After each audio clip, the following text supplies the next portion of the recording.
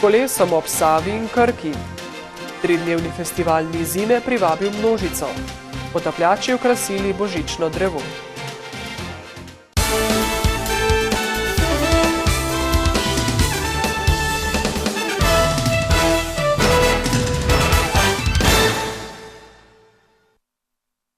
Dober večer. Direktor Direkcije za ceste Gregor Ficko in krški župan Miran Stanko sta podpisala pismo o nameri za sodelovanje pri projektu S kolesom ob Savi in Krki, Sava Krka Bike, v katerem sodeluje 14 posavskih in dolenjskih občin. Gre za urejanje že obstoječih s povezavo novih kolesarskih poti. Projekt se je sprva razvijal kot povezovanje posavskih občin s kolesarsko stezo ob elektrarnah. Potem pa je ideja praktično v 14 dneh narasla na medsebojno povezavo obeh regij, se pravi tako Dolenjske kot Posavja, s tem, da smo pravzaprav razdelali potem, se pravi, obe reki, Sava in Krka in pa potem kasneje še Sotla, tako da praktično dobimo omrežje, ki je navezano na siceršnji sistem državnih kolesarskih poti. Direkcija za ceste z regionalno razvojno agencijo Posavje pripravlja idejno zasnovo, ki bo uvrščena v razvojni program javne infrastrukture Slovenije do leta 2020. V iztekajoči finančni perspektivi je država za kolesarske poti namenila 30 milijonov evrov. Izvedli smo 6 velikih projektov kolesarskih poti, seveda naša ambicija je, da bi se ta vrednost podvojila. Je pa res, da je seveda potreb na področju prometne infrastrukture zelo veliko, tako da mi ta trenutek še ne vemo, kakšen bo razrez za naslednjo perspektivo.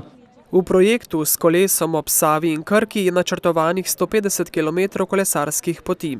Ficko napoveduje, da bi morali biti prvi kilometri predani namenu že prihodnje leto.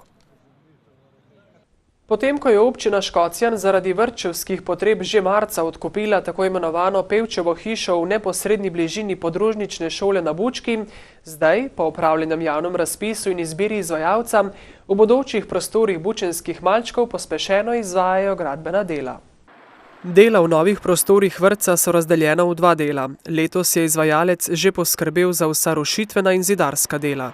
V fazi 2, ki je pa predvidena za proračunsko leto 2014, bo pa pravzaprav zadnje finale ali pa finalna dela, kot so tlaki, kot so opleski in tako naprej. Bodoči vrtec so že opremili z novimi okni in vrati, za spremembo pa so se odločili pri načinu ogrevanja. Po projektu je bil predvideno radiatorsko ogrevanje, vendar je prevladalo mnenje, da je primernejše za prostora vrtca, talno gretje, in ta sprememba je že potrjena in že aktivnosti v tej smeri potekajo. Prvo fazo gradbenih del nameravajo zaključiti z izgradnjo toplovodne povezave med podružnično šolo in kurilnico novega vrtca. Vse skupaj bo pa končano v naslednjem letu in sicer ravno tako, ko bo končana vsa dela, tudi v drugi fazi, predvidoma bo to v mesecu maju, juniju. Kar pomeni, da bodo bučenski malčki, predvidena sta 2 oddelka, že v prihodnjem šolskem letu vstopili v nove vrtčevske prostore. Gradbena dela so sicer, kot še dodaja Petelin, ocenjena na približno 100 tisoč evrov.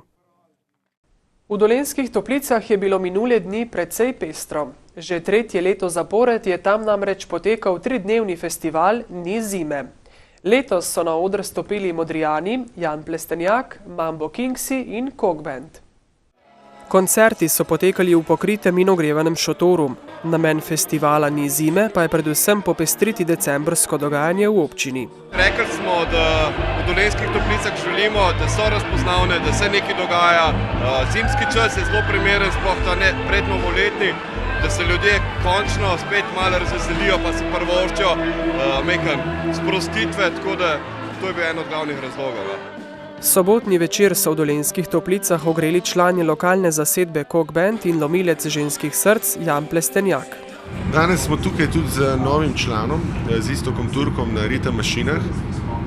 Želel sem si vklopiti nek DJ-evski zvok na hitrih komadih. On je pa itak legendaren, pravzaprav pionir elektronske muzike v Sloveniji, on je ustanovitelj skupine Videosex in producent skupine Laibach. Tako da smo zelo ponosni, da je z nami na tem nadaljevanju turneje in je svež zvok.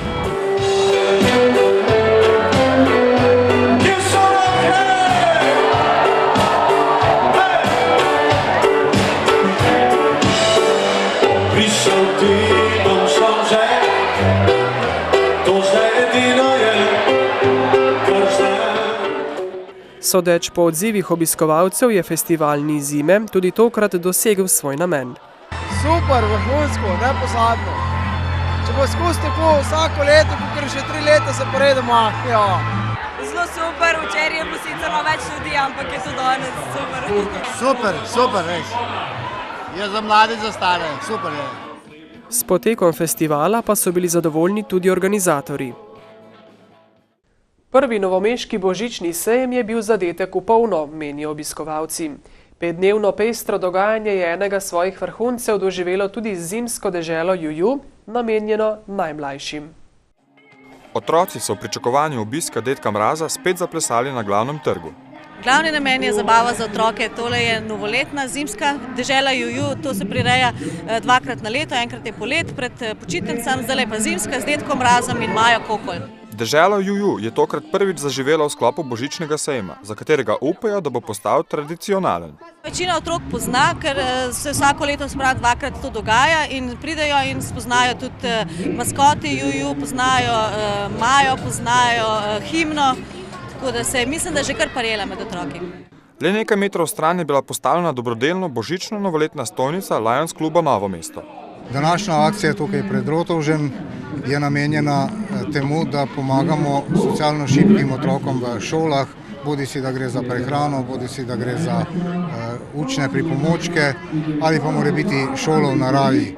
Na stojnici so ponudili golaž prvovrstnega okusa v zameno za nekaj darov odprtega srca, ki so jih nato namenili v dobrodelne namene.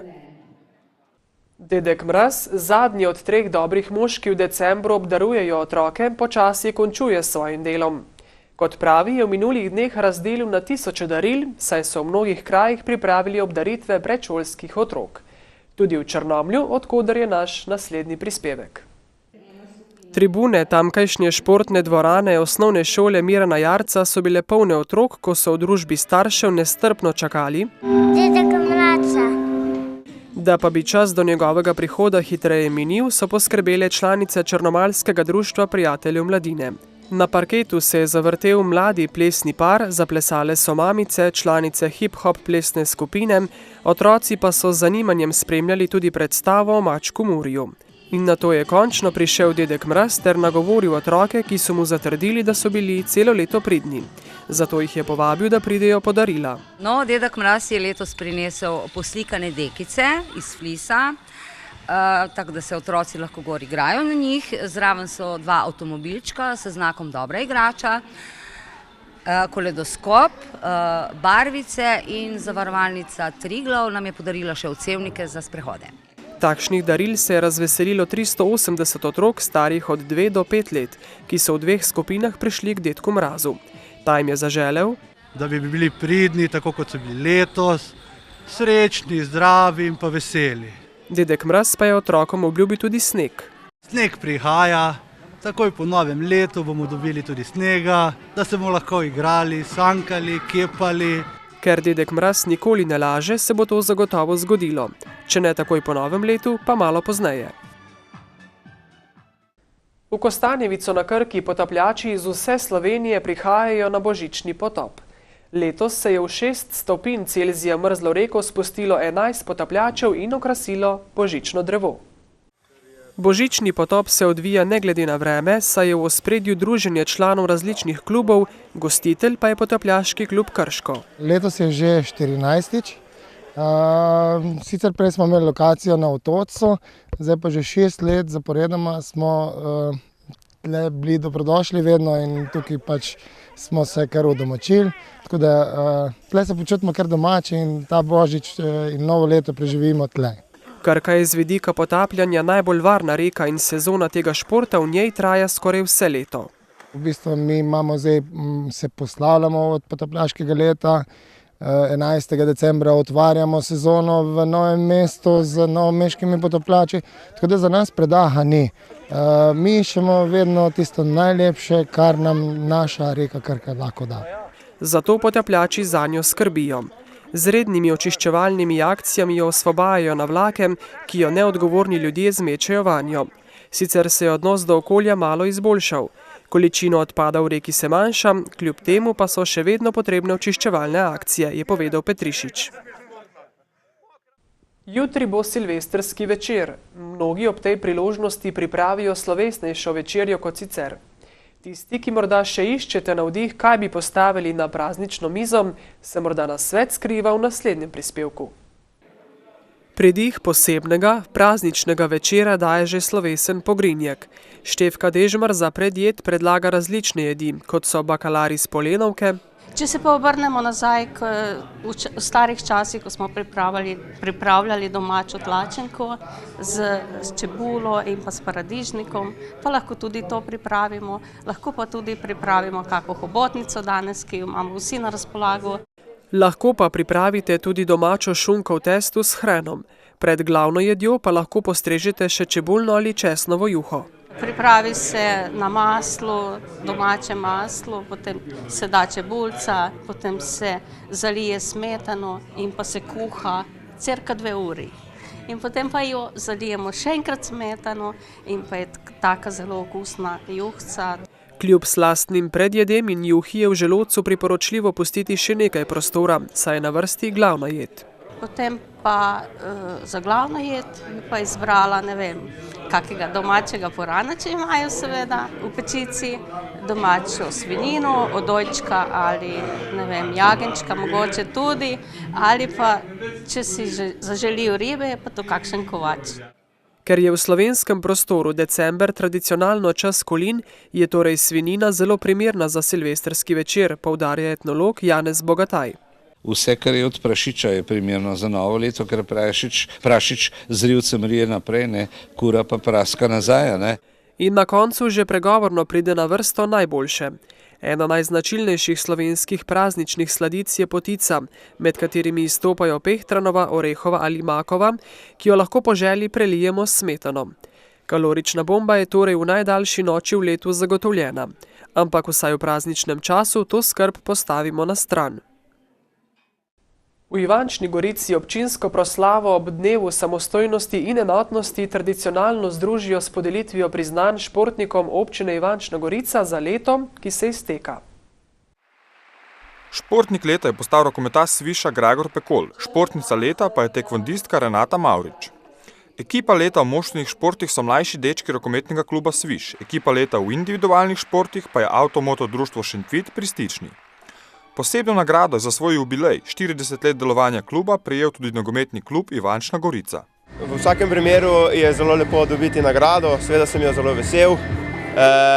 Ta nagrada je seveda tudi namenjena moji celotni ekipi, brez njih verjetno mi jo tudi ne bi uspelo dobiti. Pomeni mi dobro spodbudo za naprej, neko priznanje za preteklo delo, veliko motivacijo za naprej, tako da dobim neko potrditev, da delam pravilno oziroma da sem na pravi poti.